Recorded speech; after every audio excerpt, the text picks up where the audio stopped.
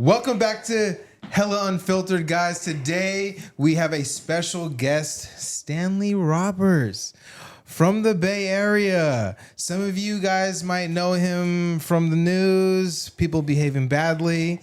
You know what I mean? Hey, welcome to the podcast, brother. I'm excited to be here. We're excited to have you. In the bowels of Oakland. In the bowels. That's where I live. In the bowels of Oakland. Right in Oakland's asshole. You know what's funny though? I used to, when people were like big time hating on me, they were like, "Oh, I bet you'd never come to Oakland." And I would go to Oakland, stand at MacArthur and one of those really intersections where it's like crazy. MacArthur and somewhere bad. Yeah, somewhere real bad. I take a picture and go, "I'm here, bitches." I like how you're like a Stanley Roberts, like hood checking people. Like it's like a fucking YN or something. Where you at? Well, you're not outside. I'm outside. It's 2 p.m. Yeah. Where you at? Where you at? He's like on Instagram Live. I'm legit. He has like holding the gun and shit. I'm like, I'm really here. Come on, man. pussy. Are you guys playing games? I'm gonna snitch on all y'all. Yeah, you don't understand. I grew up in Philadelphia. Have you ever been to Philly? I've been to Philadelphia Philly one is time. like Oakland, but Italian. extremely big. Uh-huh. Oh no, it's so you have your neighborhoods in Philadelphia. You have the Italian neighborhood, which would be South Philly. Yeah. You have the black neighborhood, which is North Philly and predominantly black and Puerto Rican. Mm-hmm. And then you have West Philly, born and raised. Will Smith, yeah. So it's it's all depends on where you go in Philly. But the thing you have to think about, Philly is huge. You can actually put Oakland inside of Philly and still have space left. Mm. And then you have East Philly, which is Camden. Now, I flew in once and landed and was going to visit my mom, may she rest in peace. And there was a guy trying to sell me a vacuum at 3 a.m. And you realize, oh yeah, I'm back in Camden. That's what I love about America, that entrepreneurial shit. You know? Yeah, if you sell a vacuum, a vacuum at 3 a.m, that ain't entrepreneurial. That's crackanorial. I'm sorry, but that's what it is. Yeah. He's like going door to door. Yeah. Excuse me, man. Like, Got a dirty floor? That's a red light. Electrolux. Yeah, I've been to Philly one time. Me and Freddie went for some Red Bull shit. Some Red Bull shit is crazy. So, I'm at Red Bull's going, don't say shit after our name. Breakdance competition, BC won. But yeah, I had a good time. It definitely felt like the Bay Area there. They have a lot of good food. Had that vibe. Okay, you say they have a lot of good food. Not the good food. Cheesesteaks were overrated for me. Oh, dude, don't hate on for cheesesteaks, man, because I get up and walk out. Because I'm going to tell you something. I took my wife and I took my 2 kids back. What year was that? About 2013. And my daughter was like, she was a Subway fanatic. Oh, I love me some Subway. Love me some Subway. Mm-hmm. And then I took her got a hoagie. And she goes, Daddy, I'm never eating another Subway again. So you got to go to the right place. I don't know where you went. Mm-hmm. We went to a lot of places. You go to Geno's? Everyone says that's tourist. Yeah. We did go there because I felt like we had to go there. Tourist. But we went to You ever been to Jim's? D'Alessandro? We went on like a little tour. We had 4 spots. Dude, then we had a hoagie. You can go to a barbershop and get a cheesesteak. I mean, literally everybody sells cheesesteaks. Yeah. I mean, they weren't bad. I think it was the Geno's. I think it was overrated. Yeah. Geno's. Well, Geno's and Pat's. Pat's. Now, I'll tell you a story about Pat's. I flew back once. I had a website called weatethere.com. I went back and I was going to try Pat's. And they sliced up the meat so thick that it was chewy. Mm-hmm. And they didn't care until I told them who I was and where I was from. And then they wanted to re-slice the meat. Mm-hmm. And I'm like, yeah, I'm good. So I went to Geno's and it was perfect for me. Mm-hmm. And so I wrote about it. This is a long time ago. The experience. Oh, yeah, they fucked up. I like, and one thing that bugs me about Philly cheesesteaks, do not ever put bell peppers on a cheesesteak. Why? You just mess up the flavor, bro. So you just gotta meat and enjoy. cheese. What about pineapple? I will beat you up, man. Shut your white ass up. What about pineapple on the cheesesteak? See, you about to make me curse. There's something pineapples don't belong on: cereal, cheesesteaks, and in some cases pizza. So Stanley Roberts fucks with pineapple on cheesesteaks. You heard it here first, folks. If you don't give it to him, he'll beat the fuck out of you. He's pulling up the 98th and International right now. Where the fuck are you? Yeah, somebody's gonna be like, "Yeah, I'm bringing some pineapple to his house. See what he really got." I'm like, "Don't try me." So if Philly got the cheesesteaks, what does the Bay got? Well, I was gonna say barbecue, but no. I mean, there's a couple of good barbecue spots. We have hella good Mexican you know what they food, do? hella You good know what they Chinese have food. out here? They have good Filipino food. But we have every type of Asian food we have is dope. Yeah. Like we have Asian food on lock. Sisig. Yeah. So you ever been to, what's that restaurant over in Daly's, what's the one we go to? In Brisbane or Daly City, 60, whatever it is. It's a little restaurant right there on the main drag that we go to every Thursday. Mm-hmm. She knows it. Oh, 7 Mile. 7 Mile. 7 Mile, So okay. their seasick is okay. I mean, I wouldn't say, oh, I got to fly my friends in from back east to try it. But there's some places I went to that are actually pretty good food-wise. We're very picky about our restaurants. So one of the places we like is a place called Thang Long. Mm-hmm. They have roasted crab and garlic noodle. And it's not cheap, but it's definitely worth spending the money to eat there. Another one of our favorite places is obviously House of Prime Rib. So you can get good, it's not bad. We got the steakhouses. Yeah. I heard fine dining was created in San Francisco. Well, you know what else was created in San Francisco? Fortune cookie? Yes, sir. Look at you. So we just made a video about that yesterday. So. Okay, well, there we go. It's like if you asked me a week ago, I wouldn't have known. It's in my forefront. But yeah, I guess Chinese food, because our Chinatown is the first Chinatown ever created in the United States. So, Did you know that in 1906, post the big earthquake, that most of the people that lived in Chinatown's birthday was that day? Because when the fire happened, it burned all the records. Oh, so they kind of like restarted. So everybody decided. Everybody was born that day. Everybody Now? was born that day. They were born in California. In California. That's kind of crazy how they could just do that back then. Well, Now you could because there were no digital records. Everything was just on writing and paper. And if the whole town burns down, Well, I guess that's kind of how people still do it today. Like, illegal immigrants come in and they don't know their birthdays. They come in with no ID, and it's kind of like the same thing. They're just gonna vibe out. They could kind of make up their own birthday. well, they know their birthday. Because I knew a woman, she had 2 birthdays. You know what I mean? Like her birthday and Little then hustle, little present. her American birthday. Her American birthday. It's crazy. My American birthday is such a funny thing to say. My American birthday. I always when I meet people from China, I'll ask them. They'll say their name is Mary, and I'll ask them, well, what's your homeland name? And they'll tell me it's like some name that you can't hard to pronounce sometimes. So they have the American name that they give, and then they have the Chinese name. Yeah. And sometimes their names are hard to pronounce, so that's why they take the American name. Sometimes. A good amount. A good amount. I don't speak Mandarin, but it's probably pretty hard. You know what's funny though? I do speak a very tiny bit of Mandarin, very tiny bit. Don't try to get me to start talking in Mandarin. But I go to a grocery store and they're talking. They're talking about you sometimes. You can tell from their body language. Just got that feeling. And then you get a feel. So then when you get done, you answer them back and you see their look on their face like, oh, how much did he know? I probably don't know nothing you said. But just because I answered back, now you're going to guess. Now, it reminds me of a story one day, not to do with anything to do with race at all, but I was driving in San Francisco, and I see a DPT worker, and she's on her phone driving. We get the red light. And I said, are you supposed to be on your phone? And she says, why don't you shut the hell up and mind your business? Mm-hmm. And then I looked at her and I said, okay, well, all right. If you want to behave badly, that's on you. And then it clicked. and then it clicked who I was. This is like a villain origin story. Huh? This is like a villain origin story. Yeah. So then it clicked who I was. And you see her face change. And she goes, am I going to be on your show? And you know what my answer was? I guess you're going to go the whole day wondering now, aren't you? She's like, oh, because the funny thing about when I've done people behaving badly is 90% of people don't even know I'm there. Because I blend in. Yeah. I remember once I was standing on a corner trying to shoot people on their phones in San Francisco.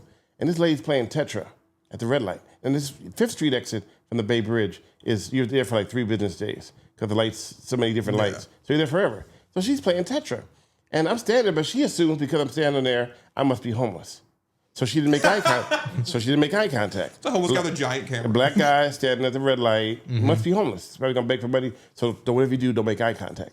So I'm recording her playing the game, and I'm like, So finally I go, how you doing? And she looks surprised. I go, are you looking at your maps? She goes, oh yeah, I'm looking at my maps. I'm like, okay, whatever.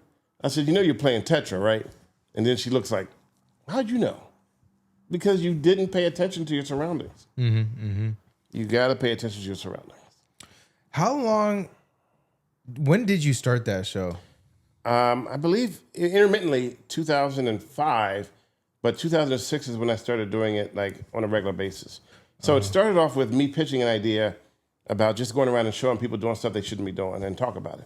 That was all it was. because the original concept, and that was my idea because I worked on the show Cops. I worked on the show LAPD, the TV series. And I was involved in North Hollywood shootout. I wasn't one of the robbers. I just had to be there. Wait. Hold on. Rewind. What? The North Hollywood shootout? Yes, the sir. one at Bank of America in 1992 or 1994? Yes, I have I got an Emmy nomination for that. So I've been in stuff that you guys have never, like I tell people, I've seen every which way it is for someone to be. What the fuck? Sorry, I was just going crazy on Wikipedia about that shit yesterday. So anyway, OJ, I was the one who caught the video of him being arrested outside of his house. Now, have you ever watched the video of the OJ? Everywhere. Oh, I was everywhere. And last night I posted on Instagram, I forgot about a movie I worked on where they used my hand to fill in one of the shots, and also was a video production assistant. And a hand model. Exactly. Goddamn. But here's the funny part. Known around the world for that hand. If you look at my hand in the video, because I slowed it down, you can see the wedding band mark from my ex-wife when I was married. Because I had to take it off, and the guy who was doing the thing was never married. So I'm like, somebody's gonna notice that, but then it's so fast you wouldn't notice it when you're watching it. But then I saw my name on the credits. Now, interesting about that is the very first time I did a TV show, I was so excited. Called my mom up. Mom, I worked on a show in LA with Arnold Schwarzenegger. It was called CBS Education First Special. This is my first one. I'm so excited. It's going to air nationally. And so the day it aired, I was waiting and watching. I'm like, waiting for my name to come up. And those fools named me Stanley Turrentine. Hating on you. That was wrong. Stop the glow. Had one job. One job, and they got my name wrong. Damn. I was like, I lost faith in society after that. So you're from Philadelphia. You're obviously doing media work in Los Angeles. What brought you to the Bay Area? So you want the short story or the long story? Whatever you want to do. Whatever you want to do. So here's the medium story. How about that? Yeah. Let's go. So I'm in Philly, and my mom lived in Camden. I was born in Philly till I was like 6, and then I moved to Camden until I was 17, and I moved back to Philly. And I didn't know this, but when I was in Philly, I got a letter from my uncle, who was a Monterey County Sheriff Deputy, the sergeant for Monterey County. And he says, hey, you should come move to California. You might like it out here. I'm thinking, that was pretty random, but that was pretty cool. So I packed up everything and moved to Beverly Street, that is. You know where that's from? Beverly Hillbillies. Remember that? Beverly, yeah. So I'm thinking, mansion, big cement pond, the whole 9 yards. It was like a little empty house in Salinas. It was a simple house. Oh, you moved to Salinas first. Salinas was where I went to move to. Interesting. But it wasn't until after my mom passed, I was going through her house, and I found out that she wrote a letter to my uncle that said she was worried about me in Camden and Philadelphia, and that she thought I was going to get killed, so that I should maybe get me out of this environment. I don't know where she got it from, And when I was in high school, my history teacher said to me, he says, you're either going to be in jail or in the military. So when I got out of the military prison, You did both. you were in military prison? I'm no underachiever. No, that's a joke. Okay. I was like, Now we're going down a whole you told me you were like, I was in the North Hollywood shootout. I'm like, what hasn't this guy fucking done? No, back when we stormed the beaches of Normandy. No. You get it? He said you're either going to be in prison or in jail. So I figured, in prison or in the military, in the military. So I figured military prison, I'm no underachiever. I'm going to do them both. But no, I never went to either one of those. And but I ended up in Salinas, and it was culture shock. Because you go from urban decay to miles and miles of open space, farmland, mountains. And the ocean. And like 3 black people. Welcome to number 3, right? Yes. And I got stopped on a bicycle. Oh, I bet you Now, did. in Philadelphia, I rode bikes everywhere. Camden, Philly, rode bikes everywhere. Nobody ever stopped you on a bike. And all of a sudden, I'm riding down the streets in Salinas, and I hear, woo! I'm like, the hell? And I hear, hey, you on the bike, pull over. I'm like, me? He goes, yeah, you. Turns out that you can't run red lights on bikes. And this is not a new thing, this has been forever. So that's how I ended up in California. So jumped on a plane and packed everything up and just moved out here and moved to his house with his kids and his wife. And so you were working in Salinas, or living in Salinas and working in the Bay Area? No, I lived in Salinas, and I worked for Toys R Us at first. Hell yeah. But one of my first jobs was folding boxes for when you eat the blueberries and the lettuce and the cabbage. Oh, yeah, doing like 10 cents a box. Yeah. Oh, you were working with the Mexicans. Yes. Uh-huh. Yes. And Mexicans, which we don't have a lot of them back east. Filipinos, the first time I met them, because I had something called lumpia, I was like, Fire. Delicious. Fire. I've been in love with lumpia ever since. And my wife is half Filipino, so we enjoy all the Filipino food we can get. And I even make some now. Hell yeah. Yeah, oh yeah. You'd love Vallejo. So, I love Vallejo. Oh, yeah. No. Yeah. So what happened was, after a while, I was working for a high-tech company. For high-tech was a big deal. Integrated device technology, making microchips. And I wore the bunny suit, chemicals and all that stuff. I went and I got recruited by Texas Instruments to come work in Santa Cruz. But in between the recruitment, I noticed an ad in the paper that said, we're looking for a weatherman for a Fox channel in Salinas, brand new, going to open it up. Don't walk in, just send your tape. Well, I just walked in. And I said, I want to be a weatherman. I figured, I'm from Philly. How can it, either it's going to rain or it's not going to rain. It's not that hard, right? There's no science to it in my mind anyway. And the guy's name was Paul Miller, and he goes, do me a favor. I want you to go home, watch the news for 2 weeks, come back and tell me how you do it differently. I think he figured I would never come back. Well, I did come back 2 weeks with a stack of papers with everything I would have done differently. Because I was born in Philly, and my favorite thing was Action News. Still remember the opening to it now. And it's always been the opening for the last 50 years. And he said, you know what? You got balls. I like you. I'm going to give you a job. He's like, you know what, sir? I like your balls. Welcome to the team. Yeah, but not as a weatherman. I go, what do you want me to do? So he handed me a broom and a broom and a dustpan. And that was when it all started, a broom and a dustpan. So I don't feel like they got jobs like you could just do that anymore. They don't do it anymore. Yeah, you know like what I mean? boomer coded. Like You just walk in. that is like something that's like some old school shit. Yeah. Like, I'm relentless. I'm gonna keep coming back until you give me a fucking job. Just like when I first saw the show Cops, I was like, I want to do that. And as you know, I got a job doing Cops. So I always believe that whatever you want to do, you can do it. You just got to put your mind to it. So what were you doing when you were working on the show Cops? Just cameraman, which is funny because people be like, job. People be like, dude, you're out of breath. And I'm like, dude, the cameraman is not wearing a microphone. Come on. Yeah. It is crazy. Like, no matter if because I'm a fat man as well. And if you're a fat guy doing anything, there's always gonna be one guy, no matter what's going on. Like, that guy's fat. You are you aware of that guy? He's a big fat. I really hate. I hate when people fat shame people. You know, I love it. Do what it more about to when me. fat people fat shame? I lean in. I'm like, we're all trash here. Hey, I get all kind of fat jokes. I'm like, okay, whatever. I'll be fat. I was talking about gentrification, and like every comment was like, "You're fat." Yeah. The video is kind of amazing. Well, people resort to fat jokes or fat shaming when they don't have a logical conversation. Facts. So if they don't have something to say of value, they start calling you a name. They just attack They can't like argue, how you yeah. look. They just attack how you look, and when, to me, that's like, I have an old saying: talking to an idiot is like talking to a wall. Mm-hmm. If you hold that wall long enough, the wall will still be a wall. The wall will call you fat. No, the wall will just sit there and still be a wall. Yeah. And when you come back tomorrow, it'll still be a wall. Mm-hmm. You know, which idiot will still be an idiot. Yeah. How was it being a cameraman on Cops? Like, you know, it must have been pretty fun. It was fun, but I'll tell you that my longer tenure was with the show LAPD, the TV series. Uh-huh. That's what I had the most fun with because I had the ability to ride with different areas like Newton Division. I have a jacket at home called Crash, Community Resource Against Street Hoodlums.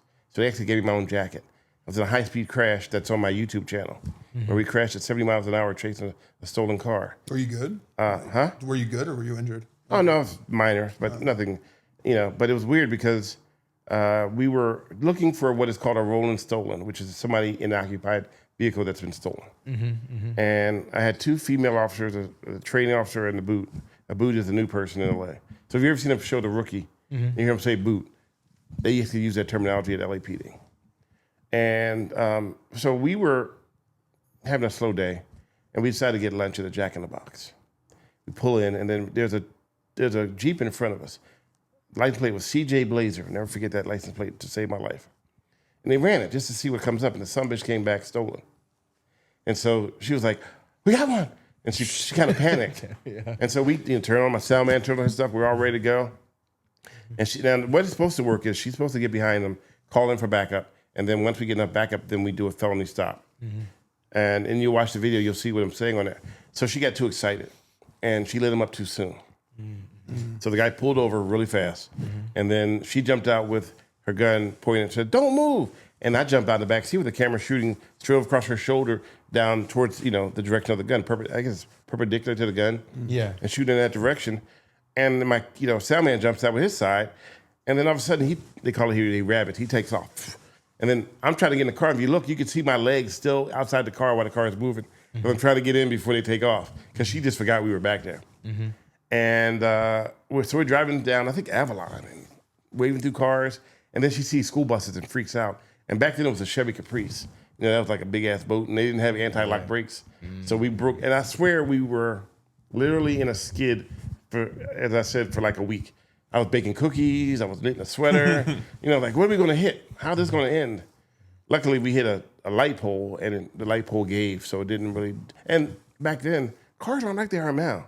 Yeah, dude, they were built stronger. Those cars were like, you go through a house, and the car is like, what? Fix the windshield. Let's move it. Yeah, some Dukes of Hazzard shit. Dukes, for real. So it was fun for me. I worked with SWAT. I worked with different Vice. I learned how to do drug recognition, so I can tell you what kind of drug you're on just by talking to you. Oh wow. Your eyes, something so called you eye ticks. almost. I'm cop adjacent. I was like, you almost became a cop. People say I'm cop adjacent. Cop adjacent. So like, there's like war photographers and war videographers. Like, I would say you're almost on that level because when you're in the field like that, you're not carrying a gun, but you're there. You're there, and your job is like just as important. You're there, and you wear body armor, and you are right there. I mean, I remember one day we were running through the projects in L.A., and you kept hearing this whistling, this weird sound, and you're thinking it's probably guns, bullets flying by. There's actually when you run like. You crouch when you run so that you can keep your balance with the camera. The camera weighs about 30 pounds. People really didn't realize that, but back then it was about a 30-pound camera. And then you got a sound man with his equipment as well. And it turned out to be clotheslines that were just like at nighttime, 3 o'clock in the morning, you're running past them. And because that's how fast you're running, you can actually hear them go over the top of your head. Like, now imagine if you had stood up, clothesline would have been here. It would have took you out. Yeah. That's wild. Jumping fences. Running through projects. They left me in the house one day with so much drugs. I was like, this is a setup. It was so much cocaine in the house. Do you think, was there any moment in time where it was like fake or like staged? No.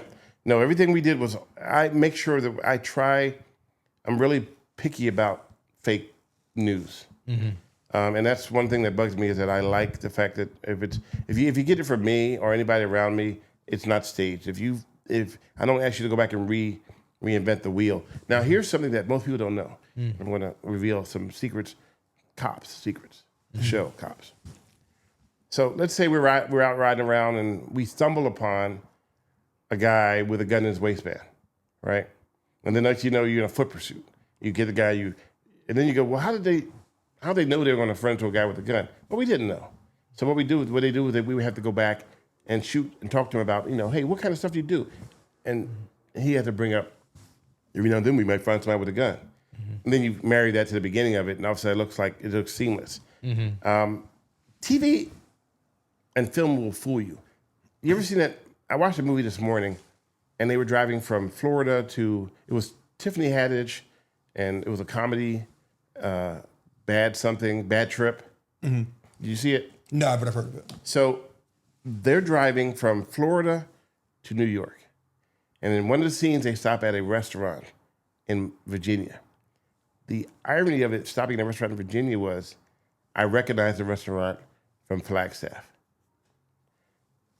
Arizona. Nowhere near it. And so I go, wait, that's the restaurant from Flagstaff. And I showed it to Diane. She goes, I'm not sure. So then I went and people don't notice now with Google, you can take a picture of something and do lens, and it'll tell you where that picture is from. And it showed it was a restaurant. But there's no write-up about it unless you research it deeper. Turns out that restaurant, they used an exterior for a show that's supposed to be in Virginia. I've done that with some of my editing too, because I make documentaries. Yeah. And we went down to Tijuana. Called Cheating a Shot. Yeah. We went down to Tijuana. We're going to release this documentary next week to do like a graffiti documentary in Tijuana. And like we're driving from spot to spot. But I just took spots from earlier that day or just different points of the day and just made it seem like we're just, driving to the next spot. You can cheat a shot, but the problem is with cheating shots nowadays is that people can recognize where that shot is. Yeah. Now, the average person won't recognize. The average person will not. They're not going to Google that shit or put in the work. The average person won't realize that's a restaurant that we actually ate at in Flagstaff. Yeah. So it was like, wait, that is ironically similar. People don't know that. Yeah. Just like when I lived in California, I didn't know, when I lived in Philadelphia, I'm sorry. When you get out here now, you watch movies and you watch them like there's a movie out where it's completely shot in LA, but then there's one scene that they shot in Oakland, but they pretended they were in LA. But how'd you know it was different? Because Bart went by. I'm like, that's Bart. Actually, that happened in Predator 2. You remember Predator 2 with Danny Glover? Yeah. There was a scene like basically it's in downtown LA. They're chasing him into the tunnels, and then it's a BART train. You see the fucking Barium map on the wall, like it's downtown Los Angeles. Like, why is San Francisco on the fucking wall? Wait, I gotta see that. Because I forgot this was a crime movie, and literally they ended up in like right there by the train tracks in Oakland.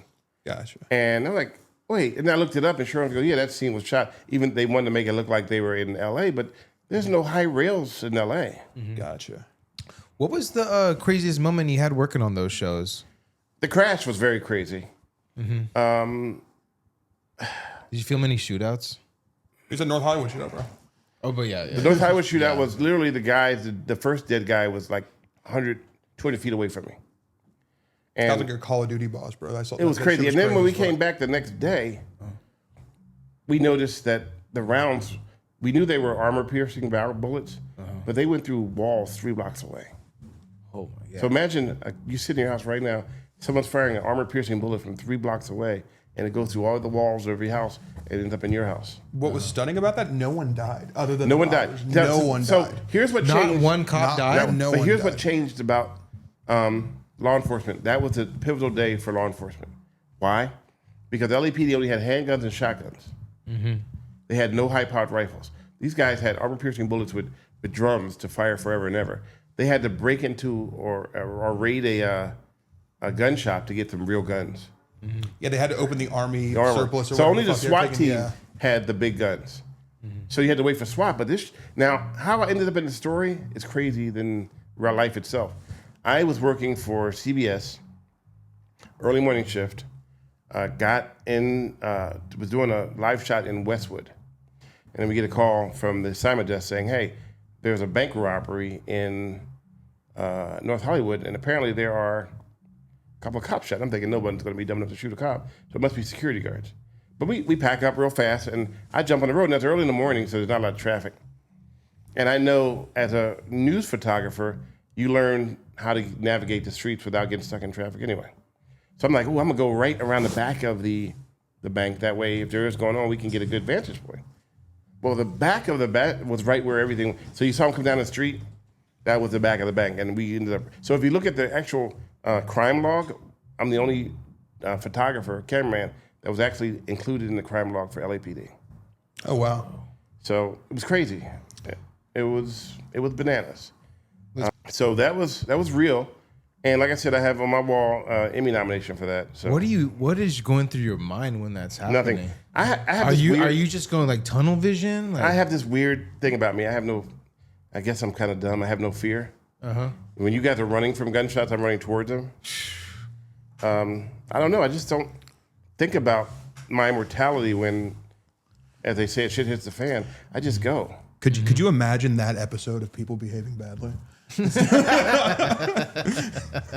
I don't know why I've been that way my whole life though. I don't have that gene that tells me to be afraid. Well, you're from Philly, Maybe, but I mean, it's a weird thing for me. It's like, where are you going? They're shooting. Go the other way. I'm like, oh hell no, I want to get closer. Yeah. I don't know. Some people have that. Some people just got to aura farm the shooting. You know what I mean?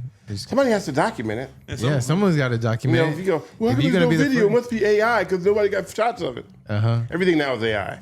If you do something real, that's AI. I'm like, you know what? I am so tired of AI taking over everything. Yeah. I'm actually worried about that. Like when it comes to information, like it's going to get so good that no one's going to be able to tell. So you can't lies tell. get very easy. Lines are blurred right now. Yeah, but it's going to get very easy just for like politicians, institutions just fucking make up shit. But by definition, people aren't that. And I'm not, trying to diss the society as a whole, but there's some people out there that just aren't that bright. What? Well, you know what I'm talking about. Yeah. I know, like I could tell what an AI video when I see an AI video. There's something you but can't now tell. you're just No, it's getting better. I'm like, oh wow, that looks. Really I tell real. you, I got caught up on one to my wife's like, how'd you even? And I'm pretty good at spotting it, and I got caught up, and I spent like $300.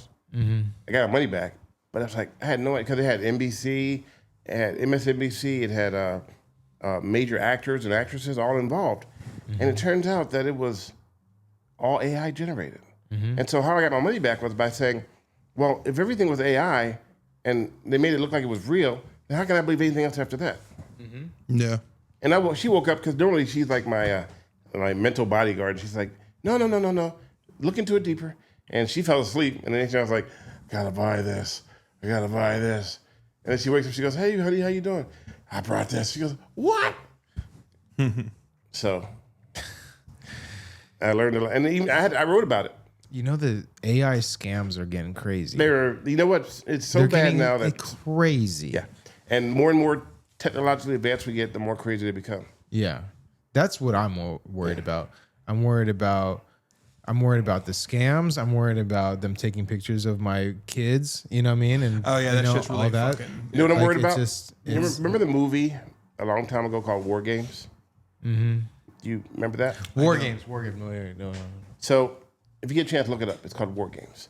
And a kid decides he wants to hack into the government's computer for nuclear missiles and play the computer in a game called War Games, where they would simulate nuclear war to the point where the computer, which is supposed to be artificial intelligence, started to realize that maybe there's a real war, and so it started launching missiles. Theoretically. No missile ever launched. But people are sitting on a booth in nowhere out in the middle, sees missiles launching from Russia, and they're like, what do we do? Do we respond? And then the kid finally convinced them that this is all a game. Just let it play itself out. There's nobody's launching missiles. But they see the missiles, so therefore they must be real. So they've already launched their missiles back at the company that's fired at them. And it turns out to be just computers took over. That's fucking wild. Or check out Eagle Eye. That's another good one. Yeah, we're doomed. We're at the beginning of Terminator. We're fucked, yeah. No, you know what? I think at some point someone's going to wake up and go, wait a minute. I doubt it. People are dumb. The people that run this place. Yeah, no. Well, we're not going to talk about that. Anyway, let's move on. It's not happening. Yeah. About to go off. Don't get Dave off riled up. So you're working on the cop shows, and then you created the show People Behaving Badly. So no, I was after working that. for different channels down in LA along with that, and films. And one day I'm playing golf in LA and my phone rings and somebody goes, a guy named Don Sharp, and he's like, hey, you want to come work in San Francisco? And I'm thinking, not really, but I mean, I've never been there, so why not? I'm going to be down there on vacation at Capitola. Let's meet. I met with them. They said, hey, look, can we call you back in about 2 to 3 weeks? We like what you offer. So I said, sure. I left. 2 hours later, they offered me a job. That's tight. And I was like, well, you told me 2 to 3 weeks. I'm not prepared, so I'll come in a month. I moved down here August of 98. And I was just door photographer and satellite truck. So I was the guy that ran a satellite truck that when remember we used to have the anthrax scares? Yeah. So I drove the satellite truck up to Nevada to the Capitol and did set up for NBC News. And on the way back, I had to cover Sacramento where the president showed up. So I did all the technical stuff. And then one day I pitched the idea for People Behaving Badly, for lack of a better name, and they said, well, we think somebody owns that name. Or I don't think you can use that name, but just show us what you got. And my first story was literally people buying booze for dirt cheap over in San Francisco near Turk Street, and then pissing and shitting in the streets. And then people were like, what the hell is this? To this day, still going down. People are still behaving badly. So the irony of the segment wasn't even the stories. I never understood the popularity of it. I'm not going to lie to you. It was I never fun. understood why people liked it so much. Why I liked it growing up, it's just like, I don't know. It's just like catching people. I don't know. It was fun. It was like it's just like watching, and it's like local, you know. So it's like. So I never understood why people loved it so much, and I also never understood why people hated so much. I can explain both. Okay, I can explain both. So the reason why people liked it is because it's Karen maxing. People like. But there was no Karen when I came out. Karen maxing. And you're a black man too. No, honestly, I was like, I was so hyped. That's my like, favorite part. Yeah. I'm like, bro, I've never seen a black man appropriate white culture until today. We are fucking in. Appropriate white culture is crazy. This guy's calling the police and filming it. We get the heat for this. Stanley Roberts in the front of the line. I'm so happy you're here. And I'm not in the back seat, right? He's not in the back seat. Also, actually, aside from that joke, though, because me and you spoke on the phone for like 2 hours one time, a long time ago. Mm-hmm. And I kind of asked you this like on some like not trolly bullshit, but I was like, it was trolly bullshit. Well, no. I go in and out. No, you go in and you stay in. Come on, man. I kind of have a dirtbag. That's true. But like, no, but for real, like, so you told me like you've dealt with like racial profiling and police harassment multiple times in your life. Yes. Has that ever made you feel conflicted with working with cops? No, because okay, let me explain it to you. A lot of my family are cops. Interesting. All around the country. The first black police chief was Ernest Williams, relative, Trenton, New Jersey. My uncle, Monterey County Sheriff, federal cops. So if I were to be disrespectful to cops, I'd be disrespectful to my family, number one. But some of them are corrupt, though. Like that's everything. Everybody has their level of corruption somewhere. Journalists, they're not all good journalists. But they never get in trouble, though. That's the thing. Oh, they do get in trouble. You just don't hear about it. Trust me, they do get in trouble. And I did a shoot-no-shoot scenario once because everybody thinks cops just go out and start shooting people for no reason. What I didn't know was that to pull the trigger and shoot someone, after that, your whole life is ruined because the stuff they put you through, the different agencies, and literally, you don't just shoot someone and go and get 2 days, and they say you get 2 weeks off. Part of the 2 weeks off is mental, so that you just shot somebody, and you get the 2 weeks off, but you're being investigated for those 2 weeks. Mm-hmm. You're being investigated for everything. Did you have a drink? How much did you have to drink that day? Did you do drugs? Did you have drugs that day? Did you wake up in the morning with the ability that you want to shoot somebody? Nobody knows that. And then nobody cares. I can't speak to nationally, but I can speak to here in the Bay Area. There's been multiple cases, though, of police brutality in the Bay Area, whether it's San Francisco, Oakland. I'm not saying there isn't. And no, but it's not just like the police brutality occurred. It's like no one really ever gets in trouble. Like there was the video where the dude in Hunters Point got shot in the face by the cop in a drive-by style shooting, unarmed. And basically... Chesa Boone, the DA, he prosecuted him for murder, which he should have, in my opinion. And basically, the police department kind of went on a wildcat strike, and basically and then Brooke Jenkins came in and reversed the charges. So I was in Arizona when all this went down, so I don't know anything about that. But I'm just saying, there's a lot of lot of that. Even despite the investigations, whatever, it seems like they never turn up any bad doing. Yeah, I'm not anti-cop. I'm not pro-cop. I work with the police, and I show what they do from my perspective. Yeah, you're a journalist. I'm a journalist, and I do, and they're cops. I remember a funny story once. I went to the cheesesteak shop in the Visadero. And I walk in. All I did was go there and get a cheesesteak. There was a cop reading the paper when I walk in the door. And he looks up and he sees me and he goes, I'm about to move my car right now. I'm like, I didn't know your car was parked illegally. I'm just coming to get a sandwich. So there is, and just like I tell people this, now I'll end it on this note, is that if I robbed a bank and I was friends with the cops, do you think the cops are going to come up to the bank and go, oh, it's Stanley. Hey, man, it's good. You good to go. Mm-hmm. Don't worry about it. There's a higher chance. Huh? I'm not saying they would absolutely do that, but I feel like the chance is like 2% higher. No. I just... No, I still robbed a bank. I don't trust anything. No. And just like if they do something in front of me, they know that, it's called respect. And you're recording. It's respect. Yeah. And it's mutual respect on both ends.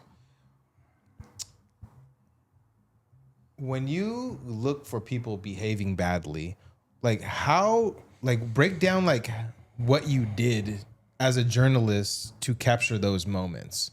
How would you go out and find these moments? So a lot of times I don't go out and find them; they find me. So people report to you. They I'm what's called a shit magnet. A shit magnet? See, bad shit behavior magnet. Shit poster. Yeah. A shit magnet is someone who goes out there. So I always had this old saying. One day I was like, man, I wish I could find a bag of money, right? Mm-hmm. So I'm in Richmond, and I found a bag of money. Okay. It wasn't a bag of money. It was a bag with money printed on it. Mm-hmm. And I was like, dang, I got to be more specific. I need a bag full of money. Mm-hmm. That's a joke. That actually happened. I have a picture of them on my that I took a picture of it because I'm like, I got to be more specific with my request. So I actually drove once. I said, I'm going to go down to the train tracks and see if anybody's got hit by a train, because in Richmond that's a problem. I get there, there's a big rig split in half. Oh shit! I had no idea. I just, what, are you kidding me? Do you have like a sixth sense? Yeah, like I do. I kind of have I'm a little bit shit magnet. Yeah, dude. I can tell you what's going to happen sometimes before it actually happens. And so what happens is... This guy was going hard on 9/11. He's like, I have a bad feeling, guys. Then that one caught me off. I woke up and like, what? So basically, when I go out to do a story, a lot of stories are people are snitching. You know, people say I'm a snitch, but what they don't realize is that the snitch is what gave me the story. Uh-huh. Like the story I did with the guy that was a city worker that didn't do any work, riding around in the vac truck. His own people ratted him out. Or Amy Wang. Do you remember Amy Wang? I know the name. I know the name. Amy Wang was the woman who worked for the tax department who was in carpool, and turns out that she was in carpool by herself, vanpool. And she said that she was carrying people around in vanpool. So I set up on her for 3 days, picked nobody up for 3 days. And on the third day, she picked her mom up to take her to the doctors in Burlingame. When I confronted her, she was like, yeah, I love vanpool. You know, get good perks and this and that. You got all kind of perks that came with it. And I go, well, what if I told you I've been following you for 3 days and you picked no one up? She goes, no, that's not true. I said, oh, well, yeah, you did pick up someone. You picked up your mom in Burlingame. And you saw her face change. And then she went, well, I'm not the only one that does that. Oh! Well, then who else? Say I played the fifth. She said, well, who else? She's like, everyone's going down. And then she said, oh, I don't know. I'm snitching on everybody. She was about to go hardcore snitching. Yeah. Like, Hardcore snitching. hardcore. She was about Hardcore snitching with Stanley because Roberts. people tend to not want to go down by themselves. It's like a Titanic. They refuse to sink by themselves. Oh, yeah. So they were like, oh, and that's a real snitch. When you rat out people because you don't want to go down, you rat out everybody else. That's like peak hater shit too. Like you But that's got the caught, truth. so you just like, yeah. If you, a real snitch is a person who rats other people out to save their own behind. Yeah. All I'm doing is stand on the corner, watch people run red lights. How's that a snitch? You know, or if I tell you what the law is, that's not snitching. I'm trying to protect you. I'm trying to explain to people that my segments aren't about pointing out the bad behavior. It's more about educating you so you don't do it. And if you do, it was nothing like so crazy. Yeah. It's like it's like barely something that would even be a misdemeanor. I think that's why people loved it, because it was like little jabs. Yeah. You know, like, hey, behave. it was more of like you know, yeah. It was more like, you know what? I thought that was crazy. I thought I was the only one. Thank you. Yeah, it's like I remember I was on a live stream. I was in the mission, and I ran the red light. And you're like, really, Abe? While I'm on the No, stream? yeah. No, you didn't run the red light.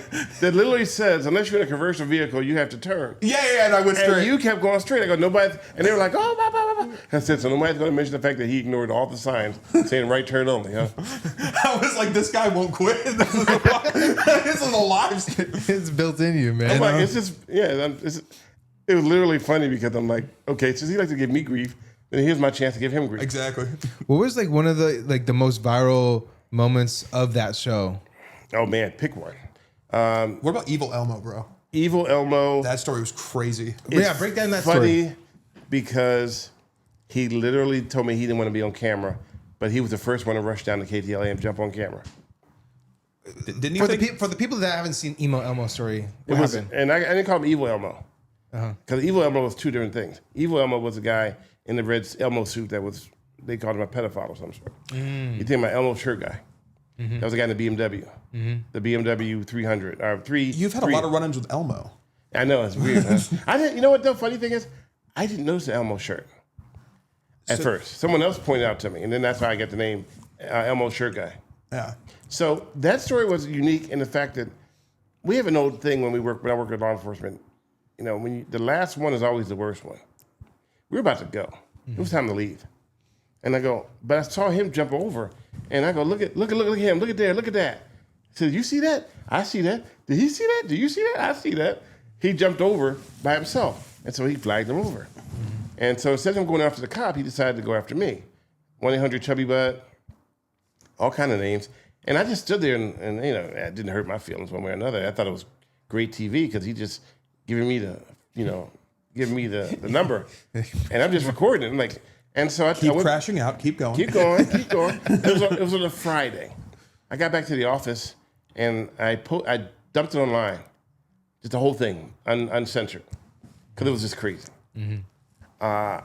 And then I get a phone call in the morning, like a Monday or Tuesday. He says, "Dude, they mentioned you on Jimmy Kimmel." I go, "For what?" Didn't know that they had taken the story and used it on Jimmy Kimmel show. Someone had sent it to him, and then it became viral. And then 2020 called me. I flew to New York, and they red eye flew to New York, did the interview, flew back home, and then had this. And then it was my better half's birthday, so I was so tired. But I blew off a radio interview with Wild 94. Because 2020 called me to go to New York. Hey, 2020 or Wild 94? New York. Yeah, we go in New York. Right. Yeah. It was fun. It was unique. I didn't really care that he called me names. To me, it was just whatever. But the public thought it was like, oh, he burned you. Okay. But what I learned about in the news business is that once you do the story, you are the story for a minute, and then as it progresses, you are less of the story. And before you know it, they had him yelling at the cop, and I was out of it. So back to your story about stories that were most viral. I didn't forget that question. Some of them are accidental stories. The story about Marcus Malone was accidental. Turned out to be one of the biggest stories ever. Do you remember that story? The guy that was picking through garbage and turned out to be a long-lost band member for Santana. I didn't hear about that one, actually. And I used to watch your shit a lot, actually. I did not see that one. That one was so big that was on Inside Edition, CNN. Wow. It went globally viral. Was he like homeless or something? Or he was homeless, but the story was that back in the 60s, Marcus Malone was arrested because he got into a fight and the guy died. So he went to prison. And Carlos Santana went to Woodside. Or the Woodside? No. What's it called? Woodstock. Thank you. So Carlos went huge, and he went to jail. And I was doing an illegal dumping story in Oakland because I really want to see Oakland cleaned up. I think Oakland has so much potential if they just clean up the garbage. And he was digging in the trash, and the story's online, you can find it. And I asked him, I don't normally interview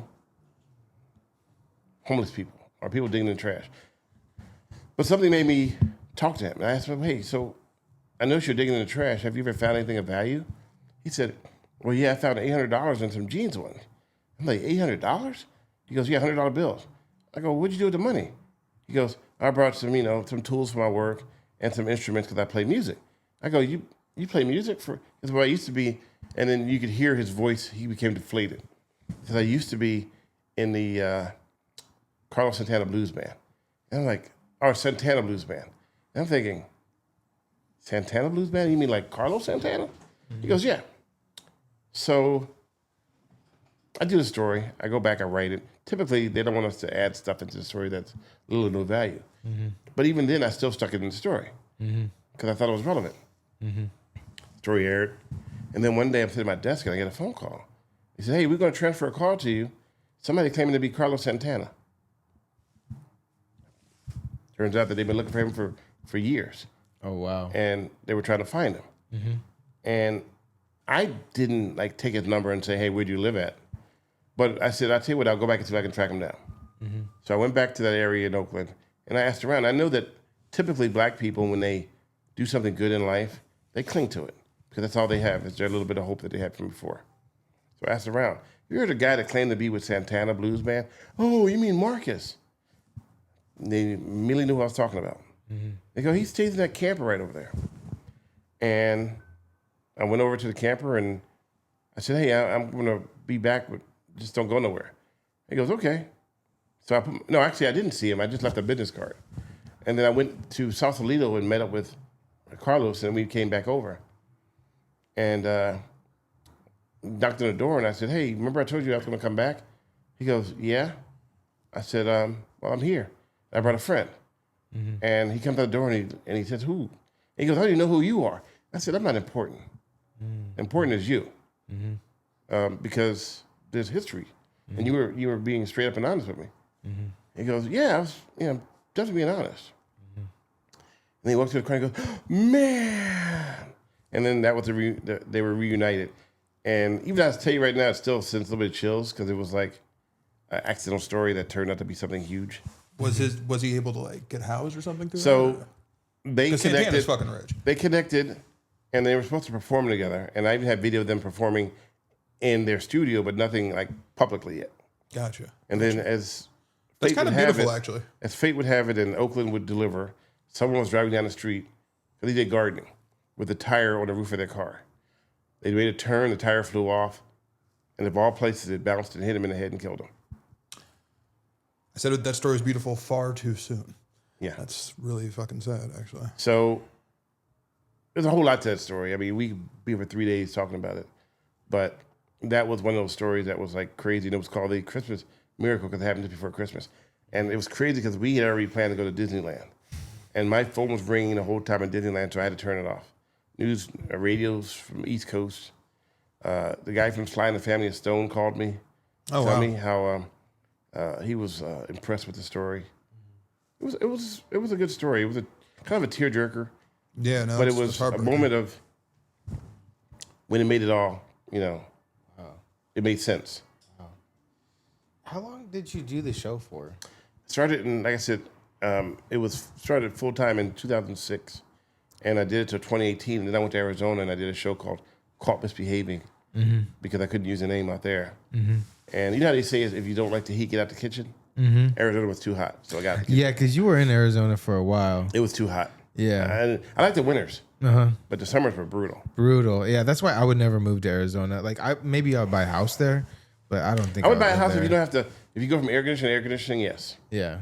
But if you have to stand on the corner and try to get people running red lights, no. So you started this show during the hyphy era, man. They must have been. I was. You know what's funny? You must have been in a lot of sideshows reporting. They were doing a bunch behavior. of sideshow stuff, and people would feed me video all the time. I would never go out because if they saw me out there, it'd be rest in peace, Stanley Roberts. Yeah, you'd have to go in a ski mask or something. No, I'm not that. I'm not. He's like in the car. See, I'm brave. Like, I'm documenting. They're doing donuts. He's like in the car. I'm brave, but I'm not stupid. And when you got people who don't have any sense of morality, sometimes you don't know what to trust with them. Yeah, no, everyone gets hit. There's always like one guy who gets hit with a car at like a sideshow. We were recording a sideshow 2 months ago. Somebody got hit. And then that song came out with Freddie recorded that one. And then E40 did the song. Huh? And then E40 did the song. E40. With, actually, it wasn't an E40 song. Muscle Cars. It was he did E40 did a song called "I'm from the Bay." Sideshow's I'm from the Bay, bro. Stanley Roberts, People Behaving Badly. Stanley Roberts, People Behaving Badly. Earl, how to the drums. How did tell you love to take a bitch home? I mean, sorry, I know the whole fucking song. So when you heard E40's song, your name in E40's song, how did you feel and what was going through your head? I was like, wow, I'm in a song. I mean, I don't make any money off of it, but I'm in a song. It didn't transfer into anything other than I was in a song. Okay. But it was still great to be mentioned in a song. And, if I ever lose my job and I'm homeless and I'm living on the street, I'll always be able to say, yeah, I was in a song once. E40 sang about me once.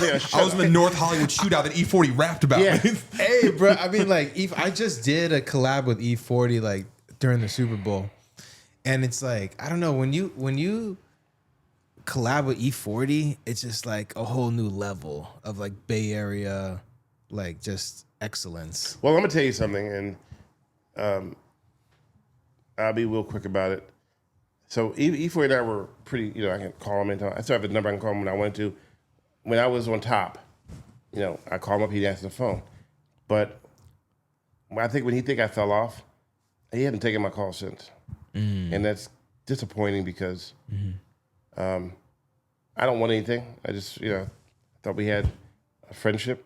It turned, and it just feels like it wasn't, I always say this thing, if you fall off and the people who stop talking to you don't talk to you anymore, then they weren't really your friends. And I'm sorry I put it that way. I mean, I love you, bro, but that was E40 over there. Exactly. That was the ghost of 40 water. But I just know that, it's like I could talk to him anytime I wanted to, and now I can't, he won't respond to my text messages. So yeah. It's like, it is what it is. It is what it is, and it's show business and all that. You know? But I mean, I'm the kind of person that if you call me, I will always take your call. Yeah, no. Like, I had a good experience with E40, so I don't want to basically I did a comedy show. No, it's not. E40 helped me promote. So it wasn't a bad experience. It's just that when people think you fall off, they just stop communicating with you because you're no longer any use to them. I feel like people think like if someone like falls off, quote unquote, or whatever, they think that phone call is going to be you asking or whoever the person is. I think a lot of people assume that, and I feel like someone like 40 who's been successful for so long has seen that in other people. So he probably has his guard. But the key is I didn't fall off. I just... Well, I'm not saying you fell off, but I'm saying if there's that perception. You know what I mean? Perception. So. Because you're not in the public eye anymore. Yeah. And my number, you still got my number, bro. You're welcome to call me. Hey, maybe he'll watch this podcast so you guys can reconnect. 40 man. calls. You know what I mean? He follows the page. Put you guys in a group chat. I'm like, why haven't you talked to Stanley? How many celebrities I've met over the years, and like I was friends with Will Smith when he did Fresh Prince of Bel-Air. Bro, who don't you know? And he's from Philly. So, we knew each other. And then I got the job in California and San Francisco, and then he blew up. And once you blow up, you get to a level where there's no one, you're not reachable. So I can't just call him and say, hey, what are you doing? There's a layer of people who don't believe that you have the right to talk to anybody. Yeah, I have to deal with that a lot too. You know what I don't have that layer. People just call me directly. I don't think I've ever achieved the layer where, but I don't think I'd ever really want to reach the layer where I'm not, I want to be like the Keanu Reeves of what I do. It's like, he's the most down-to-earth guy I ever met. And he's a cool dude. He's like, hey, yeah, I'm rich, I'm famous, but I'm just like you. John Wick, yeah. I just do TV. After that, movies. After that, I'm an average person. People say to me, you eat here? I go, yeah, I gotta eat. You know who's the worst celebrity I've ever met? Like, and it wasn't even directly met. I'm not trying to even be a dick. Lars Ulrich from Metallica. Never met him. Dude, like I didn't say anything to him, but I was in Orinda at like a Pete's Coffee, and Lars Ulrich was in there.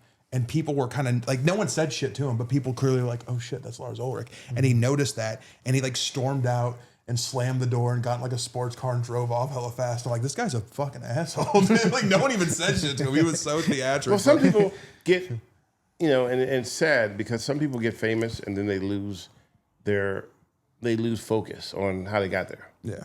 Never lose focus how you got where you got, because you weren't always, you didn't come out going, Michael Jackson style. Exactly. Yeah. You had to climb walls and climb fences and jump through hoops. And then when you get there, don't forget. Because I used to mentor people. Literally like, yeah, if you help me get this job, I'm going to bring you with me. And they get the job and never hear back from them. It is what it is. Yeah, and that's why I've stayed humble. Like, I don't really consider myself famous, but a lot of people know me. I say infamous. Infamous? I like that. But it's like, I don't know. I just kind of stay true to my roots, because what I do is I talk to people. Like, literally, that's what I talk to, just random people on the street. And it's just like, I just treat people how I want to be treated. I'm definitely not at that level of like a celebrity, but, like I could be a dick if I want to, but, it's weird for us because we would travel and we'll be in other cities and people are like, Stanley Roberts. And like, in like Canada, Mexico. Yeah. It's like, oh, I know you. Yeah, I got recognized at Disneyland. Yeah. Wait. Here's a crazy one. So my better half she doesn't like the spotlight at all. She's very low key. And we shot a video once of us. We had some tickets to Disneyland that were made from 1955. They were $5 each. And we were wondering if we could get into Disneyland, would they let us in with those tickets? Turns out you can get in. So we did a whole piece on it, and it was mind our business. We just posted on TikTok. And one day we were driving to Sacramento. We stopped at Vacaville at this random Raising Cane. And we're in line, and this guy looks at Diane and goes, Are you from the TikTok video? And Diane's like, I don't do TikTok. Because she really doesn't. I do it. I post stuff randomly. I don't really ever get traction on TikTok. It's like they hate me or something. It's that snitch. It's that snitch. China's like, nah, we don't fuck with that. Yeah, we ain't even about that, even in China. And I go, well, what video are you talking about? He goes, Disneyland. And I go, oh man, yeah. So that was, really the one time that she was out there. And then she was recognized in some random place that we would never go to on a regular day. So that tells you the power of what you do. But with me, it was weird because we'd be out in the middle of the desert. We had a Chick-fil-A in Lancaster, and the guy's like, you're that guy to do those videos. It's a weird feeling. I was at this wedding one time, and there's this guy from the Philippines, and like her friend, his friend was like, hey, my friend's kind of shy, but he loves your content. And I was like, where's he from? I was like, he's from the Philippines. Like people in the like all over, like places I've never even been to. We were in Venice Beach, and it happened. The guy from North Korea. Oh, no, South Korea. North Korea's crazy. South Korea was like, oh, and he knew who I was. I thought, wait, what? Yeah. Like, how the heck? It's a good feeling, man. We got Well, reach. it's not. It is. It's a cool. I mean, But people say to me, "Oh, I bet you behave badly." I go, "How can I?" People always watch everything I do. There are people who literally sit there with their phone like this, going, "Okay, This motherfucker's about to litter right now. And I'm gonna catch you. he's about to Pick up the gum wrapper, bitch. he is about to lose his shit right now," and I'm clean going his to record table. it. Yeah. And I go up to him and I go, "Dude, if you want to take a picture, just take a picture. I'm not going to fall on the floor and start behaving badly because Why your tag's expired, Stanley? Yeah, exactly. I mean, they want for me. They want me to mess up so bad. And to show you how I even tricked the audience once, I had a cop that he was writing me a ticket in front of City Hall, and I posted it. Oh man, look, I'm getting a ticket for parking, and they go, "Oh, the mighty fall quickly." I'm like, dude, how is a parking ticket the mighty falling quickly? It's crazy. Checkmate. Gotcha. Oh, you got me. Stanley Roberts is no match for the SFMTA. Oh, fuck. So what made you start doing what you do now? Me? Mario. That's what your name is on there, right? Yeah. How you pronounce it? Mario Rivera. No, because you got a whole bunch of O's. Oh, and then there's a capital O. You know what's crazy? I don't even go by Mario anymore. Mario. That was like my first 6 viral videos. I would start my video. It's Mario, yo. Oh, that's what that means. I was like, why did you got so many In like O's? 5-6 years ago, and people still do that. I thought you were like Cheerios or something. I don't know. When I first talked to you, I was like, hey, what's up, Mario? Everybody still. It's crazy because I haven't done that for years, but I go by Mario Rivera now. But it's like the handle still. So Yeah. I laugh at, we're trying to tune in the Bay Area memes. I'm like, what the hell? What kind of shenanigans he gonna be in today? But We talking shit. what got me into it, man? I don't know. Like I was always like recording for my wife because she's a blogger. She used to do like fashion stuff, and I like record for her, make vlogs for her, YouTube. So I was like always into like film. My roommate, he was a film major in college, and he got me into like a lot of film.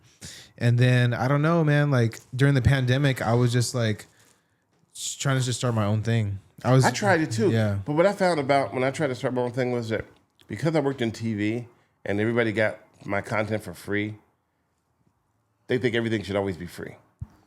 Everything I do need to be free. Well, social media is free too. Yeah. I know, but I mean, if I put a T-shirt up, oh, you give me one, I'll wear it. Dude, It's hard to hustle t-shirts. I'm just saying, for example. Yeah. You know, and don't get me wrong, I'm not completely where I want to be yet either. But like, I'm already spitting the drain. I need to get somewhere soon. yeah. But it's it's a hustle. You know what I mean? I do solely just social media. Everything I've created is on social media with YouTube, Facebook, Instagram, TikTok. You know what I mean? And it wasn't until last year till the shit really blew up. Well, good for you. You know what I always tell? I always tell Diane the same thing. I say, I'm really happy that I am generally happy when people are successful. Like the girl who just won the gold medal for. Shout out to Alyssa Liu. Yeah. Thank you. Let's go. Generally happy for people who succeed. I will never hear me talk about walking. No, I want you to succeed. Yeah. And I think that's like built in like both of us. It's like we like seeing people succeed, and we record people's lives. Yeah. You know what I mean? And I mean, I record people's lives. Some people like it, some people don't. But If people hate, fuck them. You know what I mean? Well, I always say that people. Well, you just like kids and people behaving badly. I go, honestly, I prefer don't do stupid stuff and you get caught doing. Yeah. I mean, I got a job to do, but I mean, I don't go home going, who am I going to catch tomorrow? No, I never. I go home and figure out how I'm going to spend time with my family and enjoy my life. Well, you being like the OG how do you feel about YouTubers now that kind of just go out and, I guess they go to like a bad neighborhood and like they'd be like, Poverty porn. They call it poverty porn. You know what I mean? Like J.J. Smith? Jay Smith, or like, there's like So Nick Shirley, or there's like Ty Dolla I fucking hate Nick Shirley, bro. Like, I don't know who that is, but I'll tell you this. Bitch. So J.J. Smith was a prodigy from watching me. And I'm the first person to ever interview him. And I tell people, look, it's okay to do your stories, but have meaning to it. Don't just do it just to show how bad things are. Have a meaning to it. Have a connection. He didn't start off that way, but now he has a connection where he's honestly trying to appear to help the people. The problem is that there are people who don't want to see people get help, because I said this and I'll say it now and I'll say it again, that there are a lot of companies out there that thrive and make money off of people staying down. oh yeah. And there are, like, some politicians make money off of people staying down because it's cyclical. So in other words, the money from the donations that go into the nonprofits, they take that same money and give it to the politicians to help their campaign, who then send money back to the nonprofit. So the money just keeps going around in circles. And as long as that money is being circulated amongst those groups, nothing's going to change, because it's like, why cure cancer when you make more money treating it? Yeah, no, that's fair. And the homeless, the problem that we have is a cancer that needs to be treated. Now, it doesn't need to be treated; it needs to be it can be fixed. You put people. I think it's relatively simple. I know a lot of people get in trouble or get mad about when I say this, but like, I'm like a housing first guy. For example, like, if someone's struggling with drug addiction or severe mental illness, and they don't have like a solid, stable foundation, you really can't effectively treat it. Like, you have to have some level of stability in order to basically treat your mental illness or treat your drug addiction. If you're unhoused, your life is chaotic. So how do you even begin to address these issues if you don't have something as foundational as housing? Well, what I learned, and I learned that it's also if you say it out loud, people will jump on you on social media. As an example, I was shooting a documentary in San Francisco. Yeah. And I didn't use the story, but I posted it, of this woman that walked by us and asked us, can we give her some money? And she was wearing I think she had a blanket over. And I learned something that people go, well, before you give people money, ask them what school they go to. Because they say they're from the Bay Area. And that was the thing. Say I'm from the Bay Area, because you'll get more help if you say you're from the Bay Area.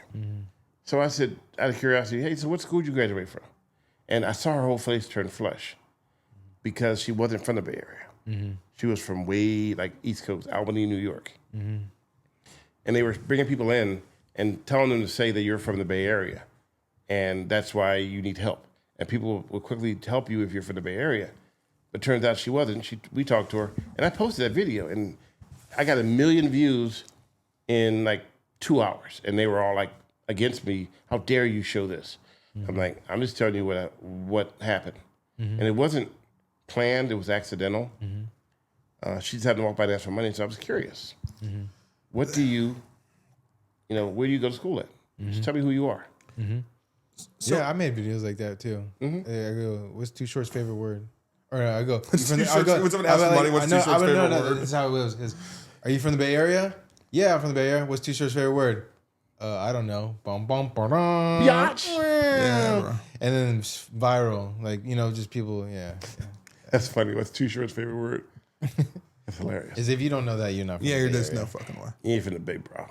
So I've been in San Francisco since '98, but I've been in California since '87.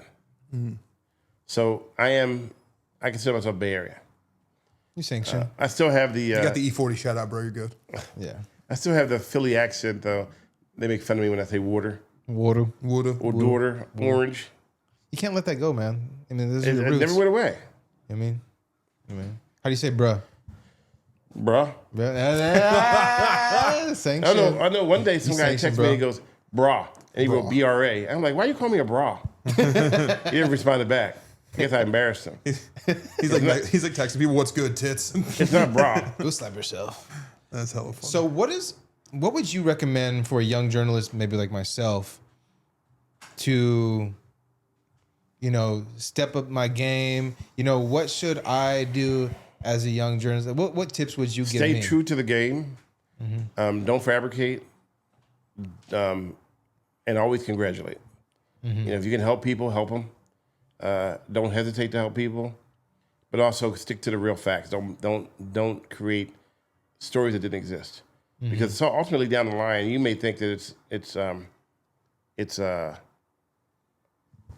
not a big problem. Hey, I fudged it, but down the line you may want to try for something and go, well, remember back then you said this? It'll come back.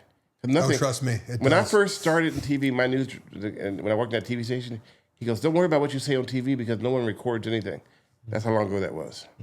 Now everything's recorded. Everything you say, everything you do. And it doesn't always mean that you could say it right. You could mean it. But if someone twists your words, your words are twisted. That's why people don't trust the media a lot. And what they do is they twist your words, and then when you try to defend yourself, then they gaslight you for defending yourself. So they wouldn't defend yourself.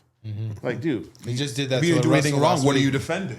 They just did that to LaRussell last week when he said something about Lil Wayne, and then he's like, you didn't even see the whole podcast. Then LaRussell posted the whole podcast clip, and it was nothing even bad. Yeah. Like they just twisted his whole words. So the original Instagram, I called it 15 seconds of bullshit. Because you had only 15 seconds to post a video. And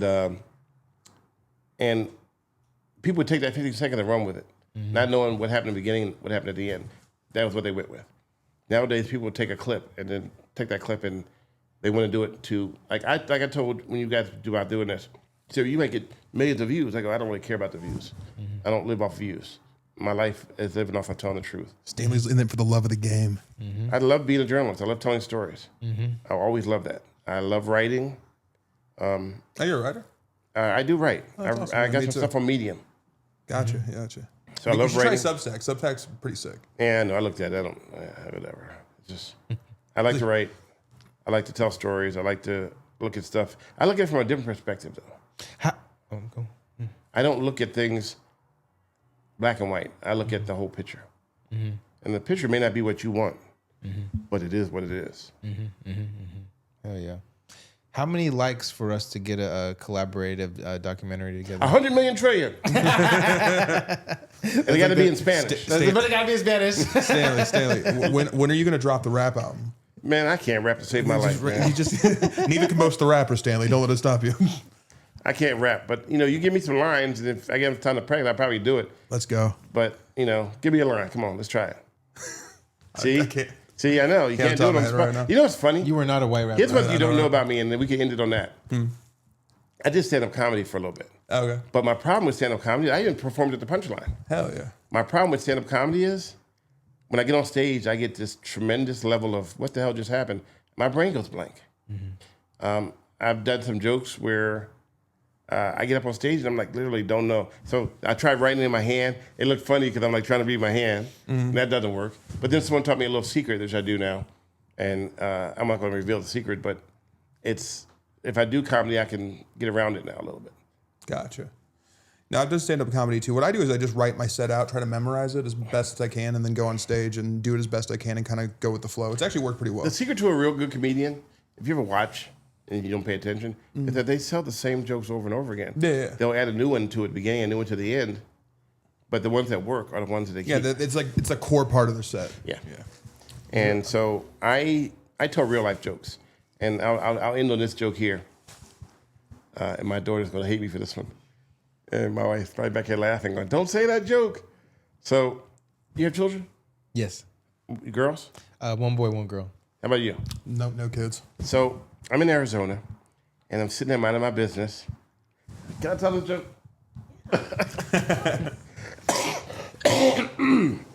And my phone rings. Now, I love my daughter. She's my princess. I love her to death. I'm like, she can't do anything wrong. And I answer the phone. I go, hello? And she goes, and I hear her in the background. So I got pocket dialed. I don't like to say butt dialed because when a guy says I butt dialed, I don't want to think my butt called your butt. So I say pocket dialed. It's a booty call, yeah. Stanley Roberts. So I say, hello? And I hear her talking. And then she says, yeah, it smells like burnt pussy out here. Now, she's out here when the skies are all orange. And I'm in Arizona, and I'm like this. And I'm like, Brooke. And I'm like, okay, I hang up. Call her back. I said, hey, princess. And like she'll know. Hi, daddy. I said, what are you doing? Nothing, just hanging out with my friends. I said, you know you pocket dialed me. No, I didn't. Brooke, you pocket dialed me. I did not pocket dial you. I swear I didn't pocket dial you. Oh, yeah? Then tell me what is burnt pussy. Never heard the phone so silent in my life. But she knew that she pocket dialed me. And now here I am, my princess, my angel, the love of my life, as my child, is now using words that I didn't think that she should be using. How old was she? 16? That's about the time you start calling things burnt pussy. It makes sense. We're right on I time. didn't know that was even an option. I'm like, what does burnt pussy even... So me being who I am... What is burnt pussy even smell like? So me being who I am, I don't let things just go. So that same day, she was supposed to get on a plane to come to Arizona. So she lands, and we meet at the airport gate, and she comes down, and she goes, man, it's hot out here. I said, how hot is it? She goes, it's really hot. I said, is it hot enough to smell like burnt pussy? And she goes, Daddy. So this joke has been, and I told her when she gets married. He's going to tell her the word. I ain't letting this one go. That one ain't going to ever go away because you've traumatized your daddy. You cannot traumatize your daddy like that. Oh, man. There's some things daddy's not supposed to hear. Yeah. And burnt pussy isn't one of them. Pussy one of them. Well, I got a daughter too, so. So you'll probably, hopefully you won't get the same thing I got. Hopefully not. And one day she cursed. And I said, look, I love you. I'm still your daddy, but show some respect. Don't curse around your dad. Yeah. All right? Don't fucking curse around your dad. But I'll be honest. I taught my kids. I curse around my kids. The segue was crazy. Don't you fucking curse in front of me. I want to hear about burnt pussy. But I am a great father. No, I believe in this. I'm going to tell you this. I believe this, that I don't want my kids to find out the stuff in the street. I'll teach them at home. Right? So that way We have East Oakland in the house. So when they get home, it's not a surprise to them. Yeah. So when they get that one guy who thinks that they're going to, pimp my girl, nah, she already knows the game. Also, you're in the peninsula, right? Pacifica or something, right?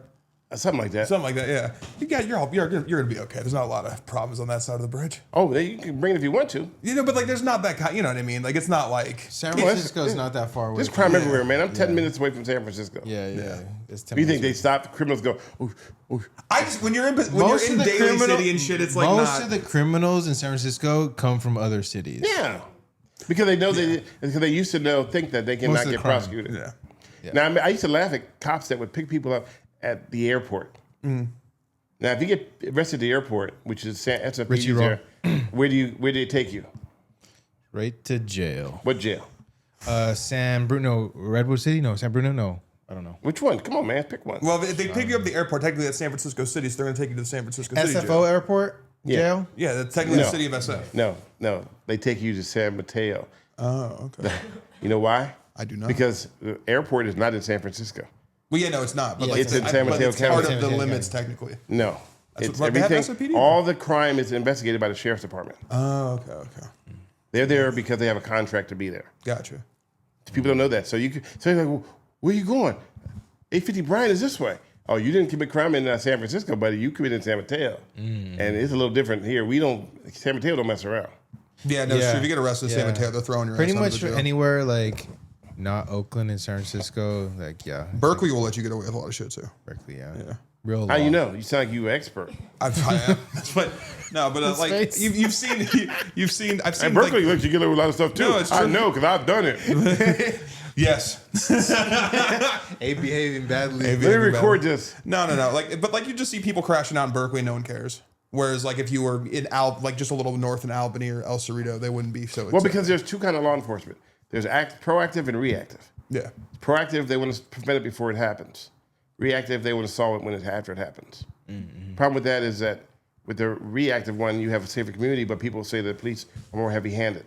But they're trying to keep the neighborhoods clean and safe. And then the reactive is like, okay, well, we know there's a crime. Let's figure out how it happened. Most people don't really know that either. I studied criminal justice, by the way. I can't tell. Yeah. All right. I'm hungry. All right. Stanley, Ladies thank and you so gentlemen, much that's the end of the episode. for coming Thank you on. for coming through, bro. Guys, where can they find you, Stanley? Everywhere. You're on X now? You're on X, right? I've been on X forever. I was on X from 2000 and when it was Twitter. My name was KRON-TV Stanley Roberts, and I was like, nobody's gonna ever find me. So I changed it to Stanley Roberts. I didn't change it. Twitter called me and asked me if I wanted to change it to Stanley Roberts. Good idea. Yeah. And so I did, and I changed it. And I kept it ever since. I don't get much traction on there though. Like 40,000. That's what I like. Watch people have. That's not bad for Twitter. Not bad. Yeah, it's all right. I'm on Instagram, which I like. Yeah. And Facebook, Mr. Stanley Roberts on Facebook. You're big on Facebook, huh? Well, for some reason, I have more than almost 200,000 followers on Facebook. Yeah, no, I'm in the same boat. I have like 120,000 on Facebook. I'm reaching 100,000. I'm almost there. But it's overrated. Overrated, yeah.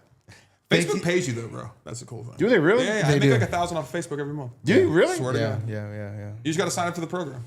Yeah. Get that shit monetized, homie. Exactly. Damn. Get your bread, Stanley. Get your bread Well, I always wanted to do like I get these ads from people going, "Hey, you want to can we advertise on your page?" I'm like, "This is a scam."